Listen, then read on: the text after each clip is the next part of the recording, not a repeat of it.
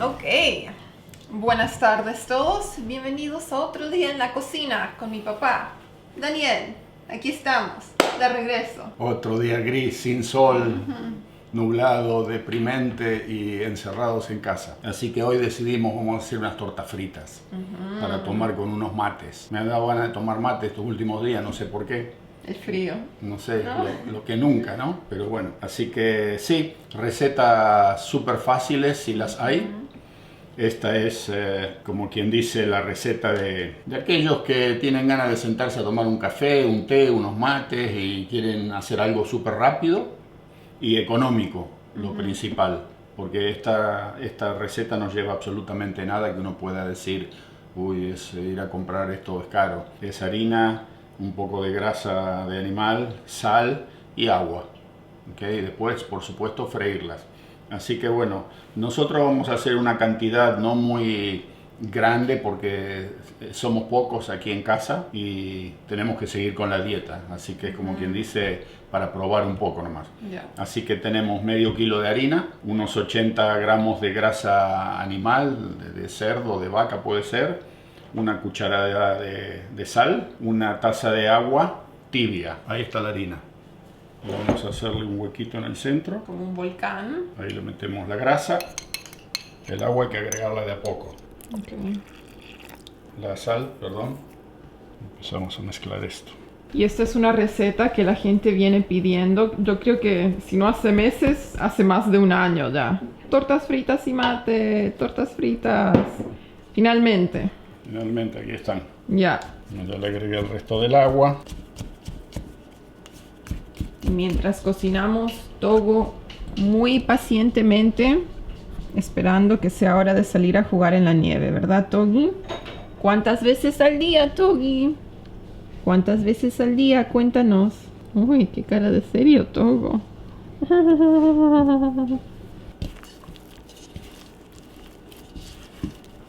Entonces, ahora la dejamos reposar unos 10-15 minutos. Ahí, tapadita.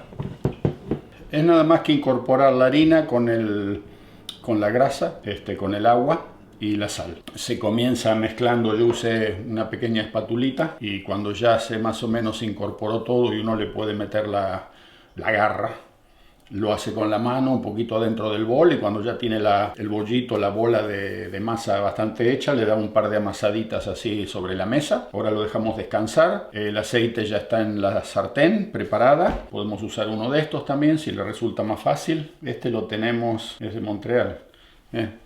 Todavía tiene el precio, el sticker pegado. Lo encontró mi esposa ahí en un cajón de cuando nos tuvimos que regresar en el 2000 de Argentina y se vendieron todas las pertenencias.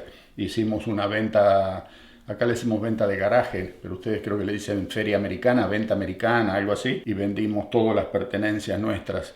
Este no se pudo vender, acá está el precio, 1,50. $1.50. ¿Cuánto habrá sido eso en el 99? Era un poco, era la época, no era la época del 1 a 1, $1.50, era la época de que el peso argentino estaba a la par con el dólar, creo. No se lo voy a dejar de recuerdo. Ya, te recuerdo, ¿no? Que quede ahí. Sí, esto los compraba mi esposa en Montreal. Había una casa que se dedicaba todo a lo que era, ¿cómo se dice? El tema de tortas. Pastelería. Pastelería, ¿no? Todo eso. Y como las nenas estaban chiquitas y siempre pedían tortas decoradas y cosas raras, mi esposa tenía una tremenda colección de artículos de repostería, creo que esa es la palabra que estaba buscando, de repostería. Y cuando nos mudamos y nos llevamos todo para Argentina, por supuesto todas estas cosas también se fueron. Y después se ve que a nadie le interesó comprarlo porque no se vendió. Pero la gran mayoría de las cosas se vendieron cuando regresamos de nuevo aquí a América del Norte a volver a empezar otra vez nuestras vidas por acá. Así que bueno, sí, entonces les digo que la masa ya casi. Vamos a ver, esto es bueno para todo lo que es mezcolanza, limpieza. Y después para cortar la masa en pedacitos, en ¿no? pedazos también, sí. Un cuchillito. Sirve. Ok. Entonces, a ver. Ok, la masa reposó unos 15 minutos. Ahora empezamos a formar las masitas, las tortas. Así. Ustedes las pueden hacer de la forma que más les guste. Ya.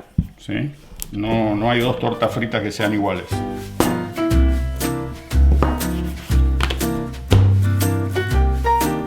Y vamos.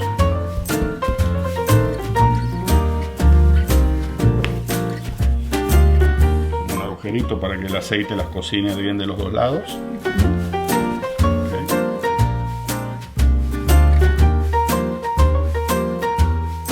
Está a 190 grados el aceite. Okay. O sea que ahí van. Ahí van las tortas fritas.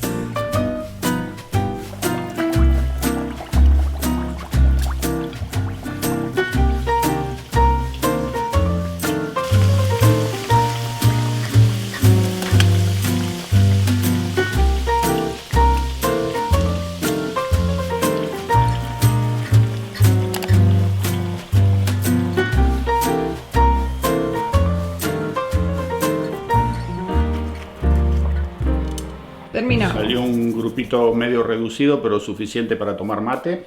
Estas se pueden hacer en cualquier momento. Súper fácil, súper rápido. Media hora más o menos para la mezcla, contando tal vez el tiempo que hay que esperar, esos 15 minutos, y tal vez otros 20 minutos para freírla. Siempre el aceite bien caliente, ¿sí? Porque si el aceite no está suficientemente caliente, se le mete todo el aceite adentro y queda muy grasosa. O sea que el aceite bien caliente, y ahora vamos a agarrar, vamos a preparar unos mates y nos vamos a sentar a degustar estas tortas fritas. Un día especial. Viento, esta mañana quise salir con el Togo al parque y hice medio camino nomás porque el viento nos volaba. Suerte que anoche llovió un poco y limpió la parte de hielo que había por todos lados. Y sí, vamos a preparar los mates entonces. Vamos. Ok.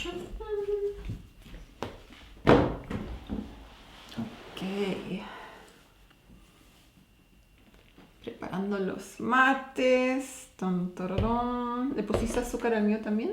¿Crees? No, pregunto. Le pongo. Ok, un poquito. Probar. La vez pasada le pusiste un poquito y salió rico. Mucha gente no toma mate porque lo encuentra muy amargo. Entonces si se le pone un chiquitín de azúcar, cambia la cosa. Cuidado que está caliente. Okay. Bueno, yo ya me comí una torta frita, porque no me pude resistir. ¿Comiste una dulce o salada? A esta les puse azúcar, aquellas no tienen azúcar. Ok. Voy a Ok. probar Ya. sin primero. Una delicia, tan simple. Salió rico. Para mí la primera vez que probé las tortas fritas fue en Argentina el año pasado. Me di cuenta que cada vez que hacíamos así una parada técnica al lado de la ruta, solían tener gente vendiendo masas fritas, ¿no? Tenían una olla así llena de aceite y las estaban ahí friendo, fresquitas. Pan casero y pan con, ¿cómo se llama? El que tiene Chicharrón. chicharrón. Eso también en el costado de la ruta. Qué cosa, ¿no? Recién cuando tomé el primer sorbo del mate, fue como si estuviese el olor que había en la cocina del campo, allá en la casa en el campo, pero no en la casa cuando estaba la casa vieja, que todavía estaba la cocina económica, la que funcionaba a leña. Okay. Y uno entraba y ahí mateaba a nuestro cuidador de la propiedad, justo. Y uno entraba a la cocina y era esa mezcla de olor a humo, a leña y a mate. Y recién, con el primer mate que tomé, fue como que ¡pum! El sabor, ¿cómo es el cerebro del ser humano, no? El sabor del mate que tomé y la conexión fue instantánea. Es como si hubiese entrado a la casa antigua, la parte vieja que después se remodeló, ¿no? Pero en el comienzo, por allá, por la década de principios de los años 60, era eso. Y encima que la estufa económica se le habían gastado los sellos de amianto, entonces cuando uno la prendía perdía mucho humo y humeaba mucho adentro de la cocina, así que muchas de las paredes y el techo estaban medias chamuscadas por el humo. Y cuando uno entraba a ese lugar era, pero ese olor a... No sé si hoy ya se habrá perdido, pero en aquella época era ese olor a casa de campo. Y aparte estaba ese olor, es una mezcla de tantas cosas juntas, porque olor a leña, olor a humo, olor a mate, olor a vino, las pircas, que era anilina puro y por ahí se derramaba en el mantel que era de plástico y se secaba ahí arriba y que al otro día no lo podías limpiar porque era como una mancha de tinta más que de vino. Así que sí, y después los olores de todo lo que eran cosas como embutidos. Yo compraba unos salamines y uno los colgaba ahí en la cocina. Al ladito de la cocina había lo que se llamaba la despensa. Entonces ahí se colgaban los salamines, estaban los productos del café, pero se vendía todo en aquella época a granel, todo suelto, no venía empaquetado. Entonces salían esos aromas y se mezclaban todos ahí en la cocina y era pero una cosa increíble, ¿no? Tan característico. Bueno, a ver esto. ¿Cómo está? Está rico, pero siempre cuando uno empieza a tomar el mate, los primeros sorbitos creo que son los más amargos, hasta que se va lavando, ¿no? Y para el tercer o cuarto mate creo que ya está más a mi gusto. Yo le pongo un poquito de azúcar porque si no lo encuentro demasiado amargo. Está buenazo. La torta frita ni que hablar. Esto me hace acordar, no habíamos vuelto a comer en mucho tiempo torta frita. En casa no hemos hecho, es la primera vez, ¿no? El último año que vivimos en la Argentina, eso fue el 69, buena parte del 69 y parte del 70, porque nosotros nos fuimos en julio del 70, pero estábamos viviendo en la casa ahí de campo. Me acuerdo que ya la pasábamos mal en esa época económicamente hablando, estaba ya, como quien dice, rajuñando en la parte de abajo de la cacerola, ¿no? Y un día aparece una vecina que tenía un laboratorio y parece ser que había venido un apicultor desde la provincia de Misiones con todas sus colmenas. Las habían traído en un camión. Y cuando llegaron a la propiedad donde tenían que entrar, había un armazón que era como un techo que adornaba así la entrada a la propiedad. Eran unos pilares y tenía como un techo a dos aguas arriba. El camión no podía entrar. Así que nos pidieron a mi hermano y a mí si les podíamos ayudar a entrar todas las colmenas. Descargaron todas las colmenas ahí arriba, donde en el portón, digamos, y la bajada de la casa era una loma, así, en picada para allá abajo, camino de tierra. Nos dieron un carrito de metal de esos de hierro con ruedas de goma y el apicultor las cargaba las colmenas en el carrito y mi hermano y yo las teníamos que llevar cuesta abajo con un palo para que no se nos escape, porque eso pesa y una vez que agarra velocidad en la bajada, empieza a rodar solo. ¿Sabes qué? Las abejas hubieran terminado quién sabe dónde. Pero los bichos esos estaban malos porque se habían puesto, como los estaban molestando y moviendo, a nosotros nos habían dado esos gorros que tienen la net y nada más. O sea que en el cuerpo... ¿no? Los brazos, piernas. Nada, así, tal cual, el brazo pelado y estuvimos lidiando con esos bichos ahí, con esos, la buena parte de un día, porque eran muchas las que habían traído. Y al otro día, el apicultor, pasaron 2 o 3 días, sacó miel de las colmenas y nos trajo una lata, que era una lata de aceite de 5 litros, aceite para motor. Eso. Pero en el campo todo se usa, nada va a la basura. Entonces las latas de aceite de motor se lavaban bien, se les ponía un asa de alambre para poder llevarlas y nos trajo una de esas llena hasta el borde de miel de abeja pura. Y claro, nosotros le dábamos duro a las tortas fritas porque ya era más o menos todo lo que quedaba. Así que nos pasamos comiendo tortas fritas con miel durante semanas y café negro de filtro. ¿Okay? ¿Te acordás de ese café que viene la media esa? Sí. Bueno, con eso, café negro con azúcar y hacíamos las tortas fritas y miel de abeja encima. En lugar de azúcar le poníamos miel. Y eso era, ¿eh? Ahí ya estábamos tocando fondo, como quien dice, económicamente. Tan ricas, ¿eh? Son los placeres simples de la vida. Unas tortas fritas, un mate, un vaso de vino. Hoy no estamos tomando vino. Comienza la dieta nuevamente. Ahora que ya han pasado las fiestas, hemos comido todo lo que queríamos comer. Por eso que hicimos pocas. Porque si no yo hubiera hecho una montaña. Ya pasó con los buñuelos.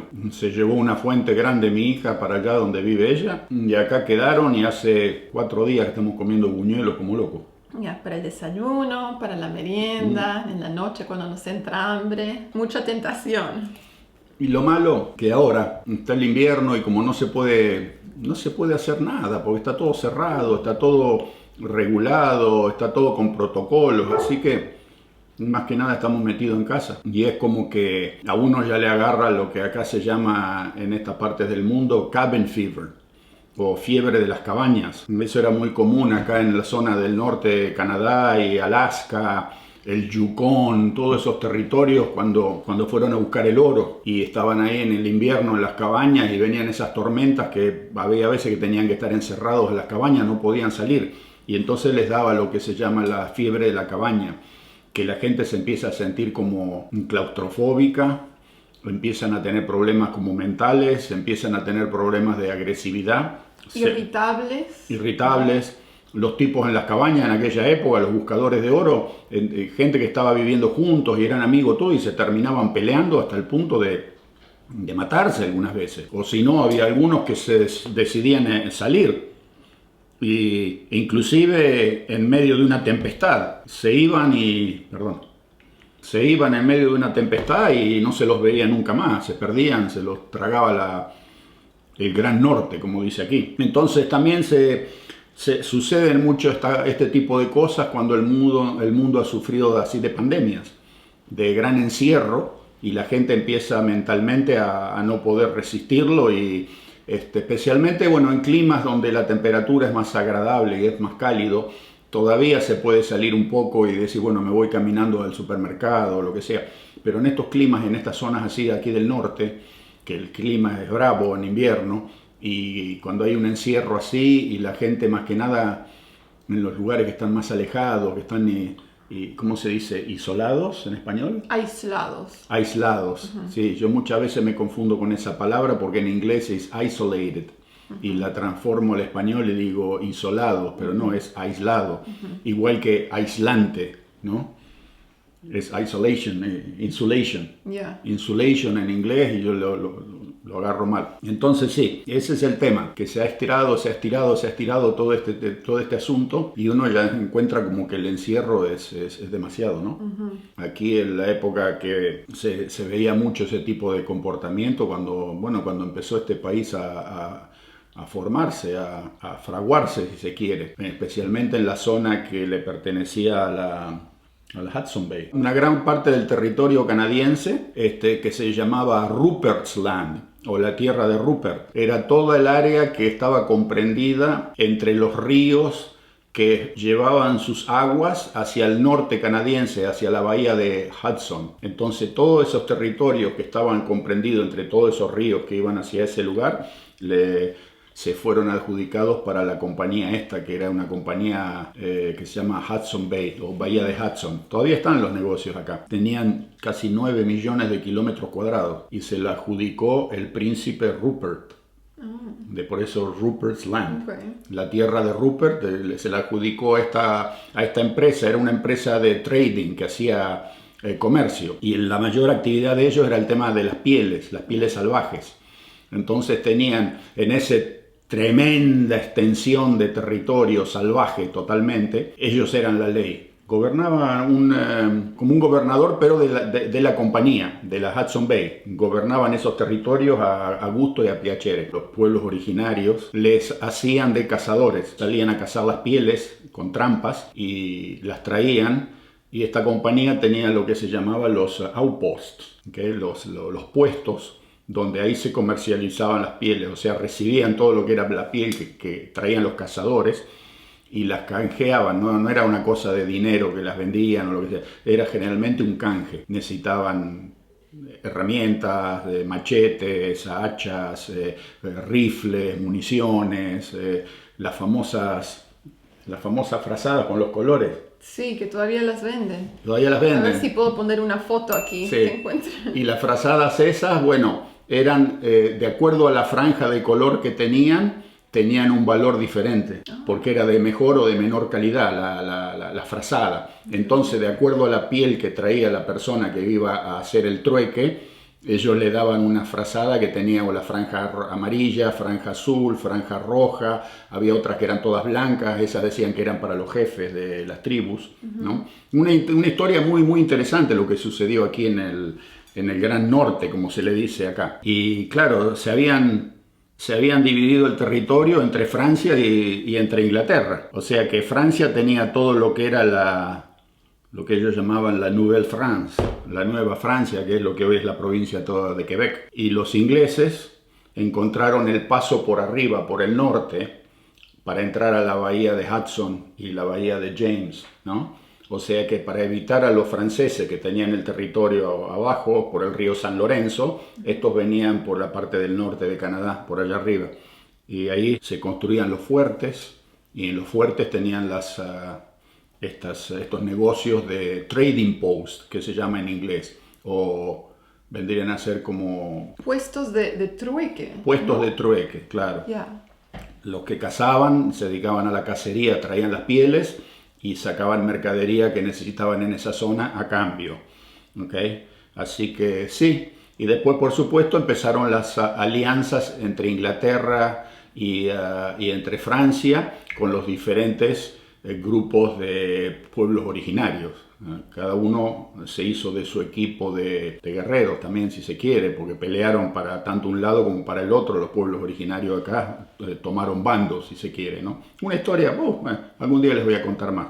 Pero bueno, de eso se trata. Entonces, toda esta gente que eran los tramperos, los trappers, los que salían a cazar y vivían alejados de todo, y ahí cuando los agarraban las tormentas en el invierno y estaban metidos en las cabañas, de ahí entonces que sale el tema de la fiebre de las cabañas, que se volvían locos porque no aguantaban, ¿no? Y lo mismo sucedía con la famosa, cuando se encontró oro en el Yukon y en Alaska, y esas grandes migraciones de gente que vinieron a buscar el oro para tratar de hacerse ricos de la noche a la mañana. Bueno, eso también fue una historia, una epopeya, porque lo que llegaron a hacer, la inventiva y las cosas cómo funcionaban era increíble. Es súper interesante la historia de cómo se forjaron estas zonas del mundo, ¿no? Así que, bueno, yo me pongo a hablar y empiezo a divagar. ¿Vieron? Esto es lo mejor que hay. Y ahora nos queda para la merienda de hoy, el desayuno de mañana. Ahora esta no dura porque aquí andaba mi esposa recién y ella me dice que no se acordaba de haber comido esto nunca. Yo le digo, sí, las hemos comido. Y la probó y le gustó muchísimo. Así que ella es dulcera. A esta les va a dar seguro. Como ella no está en dieta, tiene una ventaja sobre... Bueno, vos no estás en dieta tampoco. Así que bueno, este es el día de hoy. ¿Te gustó o no te gustó? Sí, me gustó. ¿Querés más? Un poquito más tal vez, ¿no? ¿Pones azúcar? Ok. ¿Ves que un poco dulce es mejor? Sí, especialmente al principio. Bueno, ¿y cuáles son las cualidades de la yerba mate? Así estamos leyendo sobre eso. Ok. Te quita el hambre. Sí. Así que te ayuda a perder peso. Uh-huh. Y también dicen que te ayuda a enfocarte, Sí. prestar atención a lo que estás haciendo. Más ¿no? cognitivo. Cognitivo, ok. Uh-huh. Ok, el colesterol te lo te reduce. Ayuda a reducir el colesterol. Te da energía. ¿Ya? Te ayuda a perder peso. Uh-huh. ¿Qué más? A ver, ¿qué más decía? Sí, porque la yerba mate cuando llegaron los conquistadores aquí a América y vieron que en la zona de la parte de Argentina, lo que es Paraguay, el sur de Bolivia, Brasil, la consumían los pueblos originarios, los jesuitas la estudiaron. También dice que tiene muchos antioxidantes y nutrientes. Dice que te puede ayudar a pelear contra infecciones y ciertas bacterias y parásitos. Sí, te ayuda a perder peso. Tiene muchas buenas propiedades la yerba mate. Y bueno, por eso que se estudiaron las cualidades que tenía y se descubrió que sí, que realmente es muy beneficiosa para... ¿Beneficiosa o beneficial? Beneficial.